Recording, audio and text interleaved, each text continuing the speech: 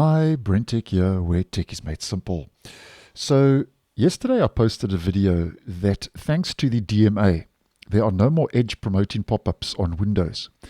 Now, that video will be left in the end screen of this video, but the reason I'm mentioning that video is because, once again, thanks to the DMA, Brave now is basically accusing Apple and Google of making it very difficult and hard to switch default smartphone browsers. Now, we don't really talk too much about iOS and Android phones on this channel, but we do talk about Brave and feature Brave quite a lot on the channel. So I thought you may find this interesting.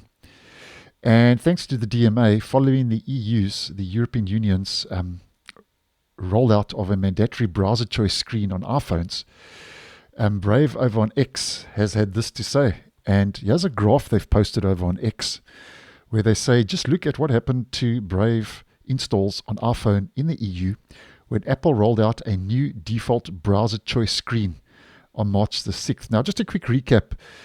Prior to March the 6th, which was the day that the compliancy regulations kicked in the EU regarding the DMA, prior to that, if you are using iOS, you may know that if you are using Safari, which is the default browser, there was no default browser choice screen.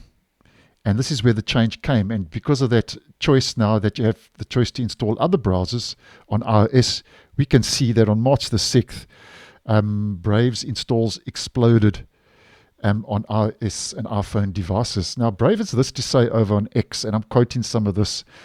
And here's where the browser wars kick in. They say, monopoly defenders argue that the monopolies simply offer better products. But as you can see, when consumers get a clear choice of iOS browsers, they're choosing alternatives to Safari. Maybe that's why Google still hasn't implemented a browser choice screen on Android, and that's actually quite a good point. They also say that it's time to give users an easy choice of browsers Google. So basically, they're also now calling out Google now on Android phones to implement the browser choice screen as well.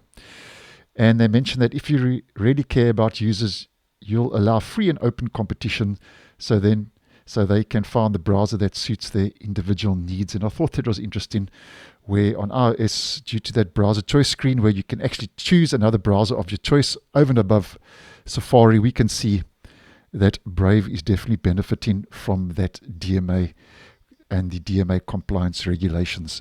So thanks for watching, and I'll see you in the next one.